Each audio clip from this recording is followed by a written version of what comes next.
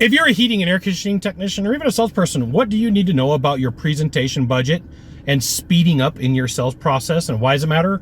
This is a fantastic question. I'm Scott Bell, coming to you live from Haleiwa, Oahu, on a perfect day to talk about sales and business and a fantastic day to talk about you.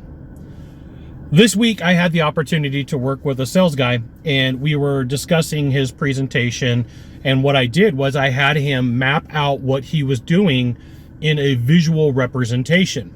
And I asked a lot of questions, and I figured it'd be very helpful for you to see some ideas and concepts of what salespeople do when they struggle and some of the things that lead into a struggle. So a sales presentation budget is this. If I gave you 90 minutes to work with me, how would you break up that 90 minutes roughly? Now, there's no exact way to do this on paper and be perfect every time, but it does help to know, like, oh, I only have a certain amount of time in my budget to do certain things. So I have a generic sales presentation.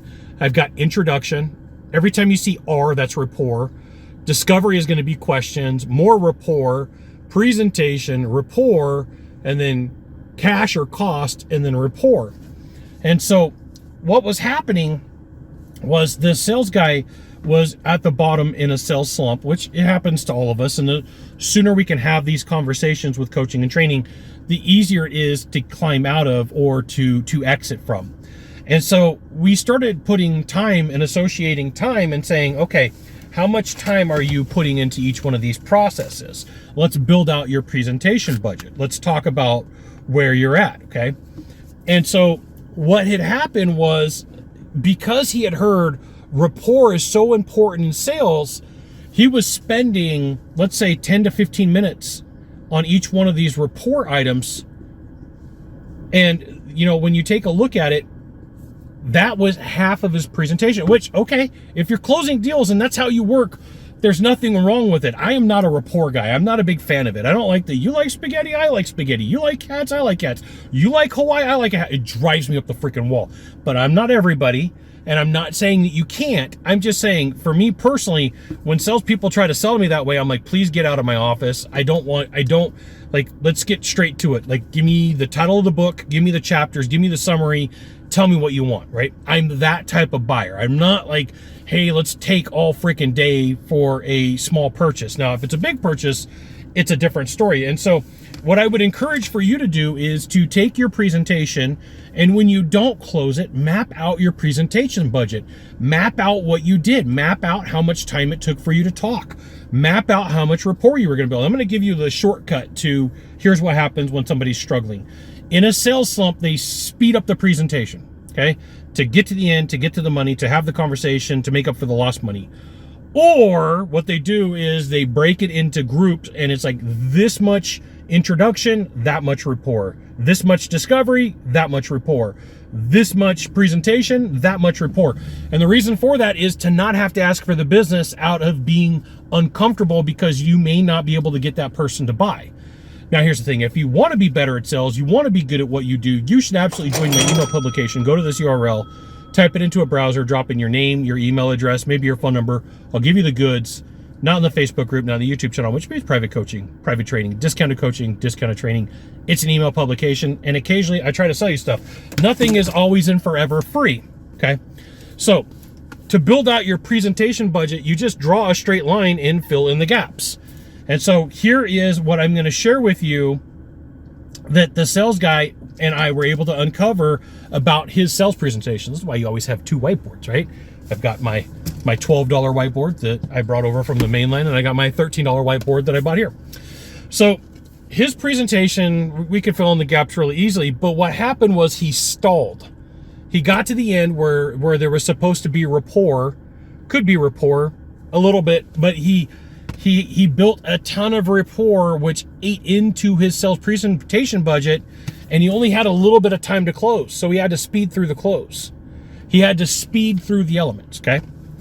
Now, one of the other versions of this, one of the other things that you're going to see that salespeople, as they do these presentations and as you budget this out, and as you go through the introduction, each one of these concepts means that I can take all the time in the world that I want to build rapport and then speed into the next section. So I'm going to map this out real quick for you. So what happens is the break or the communication style that is supposed to be the same across the entire process, like, hey, my name's Scott, I like spaghetti, you like spaghetti, I like cats, you like cats, goes from I like spaghetti and cats, you like Hawaii, to I really like spaghetti, I like cats, I like Hawaii. There's a discomfort that happens when you go through the process and you're like, okay, here's what it is for my introduction. Here's what I'm gonna do for an introduction. I'm gonna go to rapport. And then I'm not the same person. I say this a lot because I want people to understand how important this concept is. They go from introduction to pure business to rapport, like a personable dude, to discovery, pure business, to rapport, I'm a personable dude, to presentation, professional, to rapport, and it goes back and forth, back and forth, back and forth. And if you want to stay at the top, right? If you want to stay at the top of your game, you have to be the same person across the board, and you can't speed through to the close. Now, if you're like, hey, Scott, how do I self-diagnose this? You draw your map out, you draw your timeline, and you figure out whatever your budget was in your sales presentation. Now, my numbers are not going to be your numbers. Like, this is, for the most part, going to be unique to you. This, for the most part, is going to be, but you can't put pressure on yourself and go, well, I need to cut you off as a buyer. I need to stop you from talking because you're cutting into my budget. Right? You have to be aware that once you understand that there's a budget in place, that you could become aggressive and you can start pushing people and saying, hey, I want you to speed up to fit within my budget. Well, there's polite ways of doing that, and sometimes you're just going to have to cut yourself off in the middle of a story if it's not important, okay? Now, one last item on this list. You, as go into the sales, into the sales presentation, as I go into the end sales presentation, we're talking about money. And we're having the conversation about the moolah, the cheese, the cheddar, whatever way you want to call it, okay? If there was ever a time to slow down, if there was ever a time to say, you know what, I'm going to slow this down, I'm going to put on some music that's really slow, like the DJs do, like, really, let's slow this down for a minute. That's right here, right? If there's ever a place for you to slow down, it's designated by an S, which could be speed, but it means slow. Here, I'm going to write slow for you so that we're all on the same page, right? We can move this line, and we could put this right here and take more time at the end. Right? If there was ever a place to speed through, it's not the closing. There's a place to speed through, probably rapport. At the end of the day, people don't buy stuff because you like cats and they like cats, and you like spaghetti and they like spaghetti. Don't get me wrong, it's important, and those conversations do help. But at the end of the day, you put somebody who's a closer in front of somebody who's not and can ask the questions and get the business done. You're gonna be like, how come they closed the deal and I didn't? And they talked about spaghetti. They didn't talk about spaghetti. They didn't talk about cats. They didn't talk about Hawaii, and they still got the deal. You got to know the audience that you're talking to. But if you're struggling today, I would go through and map out my rapport budget. My presentation budget, excuse me. I map out my presentation budget and say, hey, what was my style like? What did I do? What did I say? How did it go? Right? Was it 50-50, 50% building rapport, 50% giving the presentation, asking questions, getting to the money? Was it 60-40? Was it 80-20? Don't get me wrong. I mean, like, if you want to talk to me about Hawaii and I'm not at work, we could probably talk all day long if I was really in the mood, but I'm probably not going to. Okay?